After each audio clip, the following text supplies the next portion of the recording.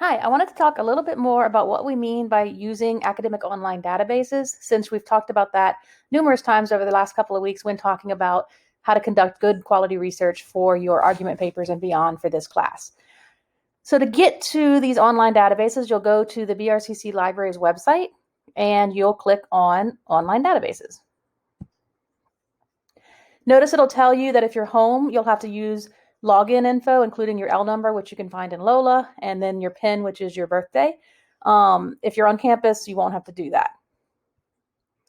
Notice that there's a number of different databases, some that cover, most or all subjects, and then some that are more subject specific. Feel free to browse these databases. For our class and more general research classes, you'll probably find these all subject databases sufficient.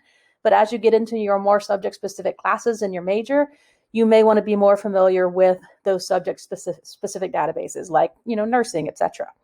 For our purposes, we'll start with Academic Search Complete. That may be all you ever need in this class. If you're not having much luck with one database, though, of course, go back and try, different databases.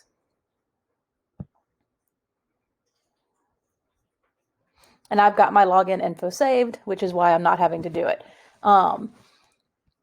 So once you're in the database, there's a number of different ways that you can explore it, depending on how familiar you are with what the different options mean.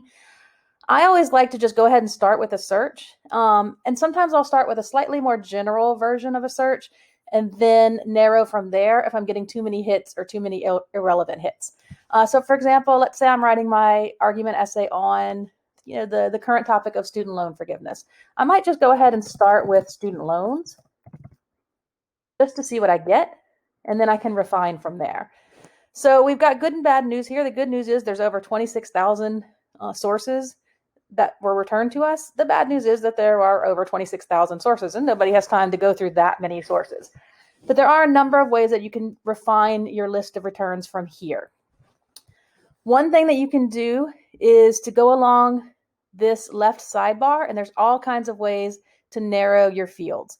For example, you can say limit to full text. And what that means is sometimes a source that's shown in the database is a source that you won't actually have access to without having to go through additional steps, either to go to a different website or sometimes to use library loan services to have our library actually borrow it from a different library. So if you've got a ton of results, it's often a good idea to go ahead and click full text because it's going to be more convenient for you. You'll have to do fewer steps to find each source. If you're not getting very many returns, I'd be careful about clicking full text because you may not be seeing some really good sources that you could still access with a little more work. In this case, we've got over 18,000 sources still, so I feel pretty comfortable clicking full text.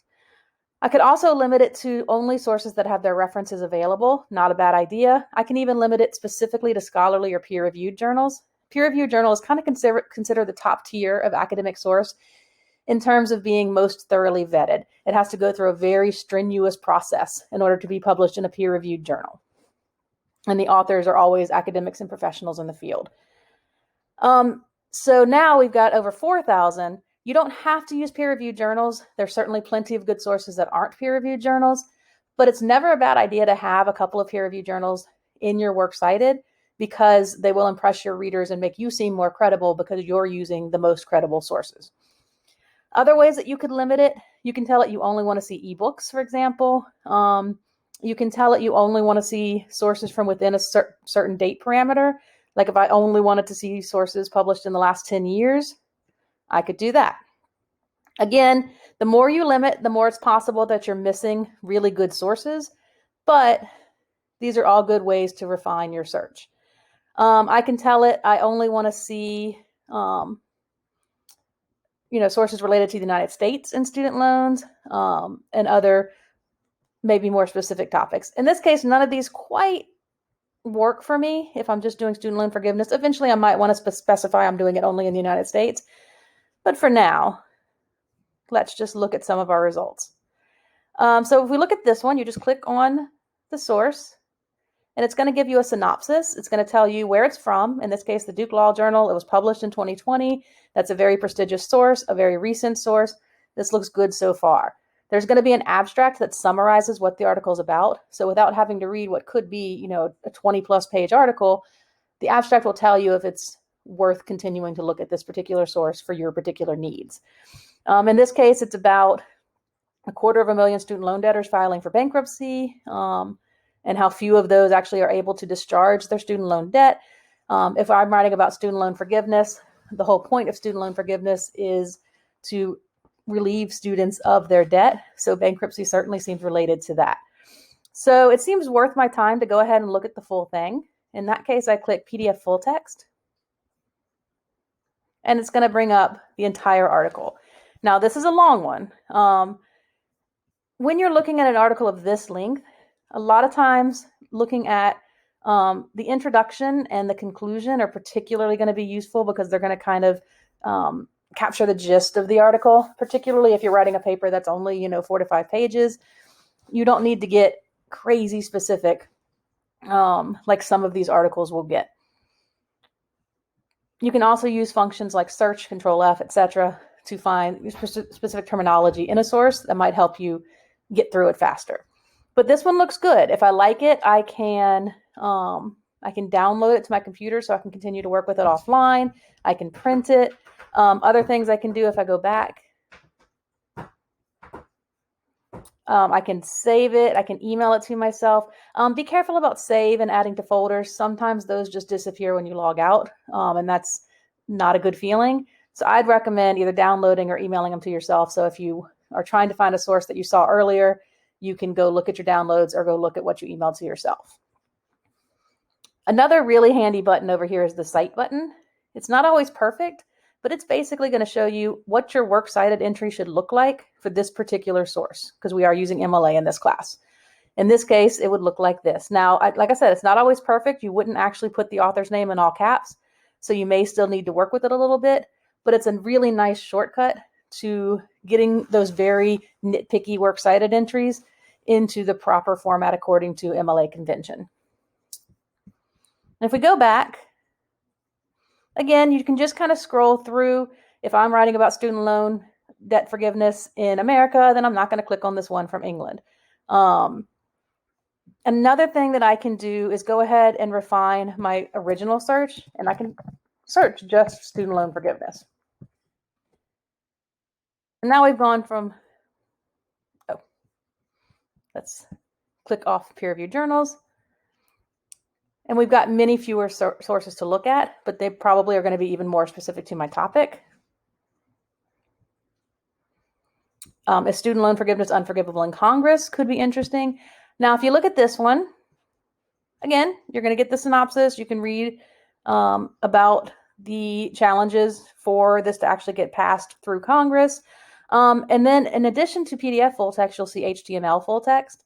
And that just means instead of seeing it in PDF format, you'll see it as an HTML article. When the choice is there, I'd go with the PDF because the PDF is going to be an exact electronic duplicate of the way the article was originally printed. So it's the most accurate to its original version. Sometimes you'll only have an HTML version, and that's okay. It just probably means you won't have page numbers and other things, and you'll have to kind of work with that. Now, in this case, I would probably, you want to always do multiple searches using different search terms and different combinations of search terms to make sure that you're seeing all of the sources out there. So maybe instead of student loan forgiveness, I do student loan debt.